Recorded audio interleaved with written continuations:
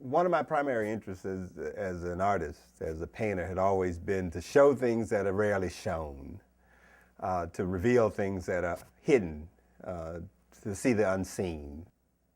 And so one of the things that I noticed in terms of the historical narrative of the United States is that there are certain aspects of the historical narrative that are never really spoken of and they're never really revealed.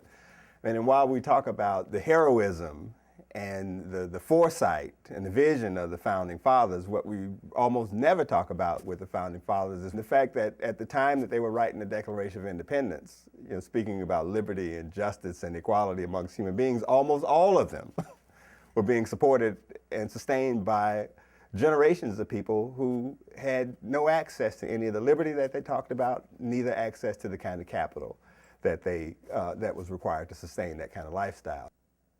The project is organized around showing how slavery was an integral part to the life of Monticello and Mount Vernon.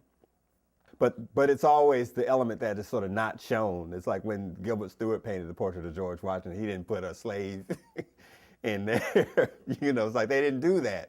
When George Washington married Martha, Martha had 320 slaves of her own when he married her.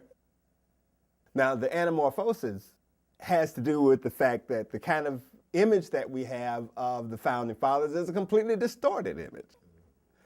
Basically, it's like what more effective device to kind of speak to the distortion that we have in history than to use anamorphosis, basically. So, okay, it's like, well, if you look at them from this angle, they look all right. But if you look at them from this angle, head on, they look completely out of whack. What I wanted to do was to have the portrait of Mount Vernon and Monticello and put and hide in the background there, if Jefferson owned the 150 slaves, to have all 150 of them in there. So it's like, put all of them in there too, and do not continue to tell the story of who the Founding Fathers were without telling you that part too, all the time. And that doesn't have to be a traumatic kind of a narrative, which is part of the reason why it's in a game, in a visual game. I had to find ways to do that without having to draw 150 people in the picture, for one thing. And so actually the device that I hit upon to actually include the majority is the connected dots.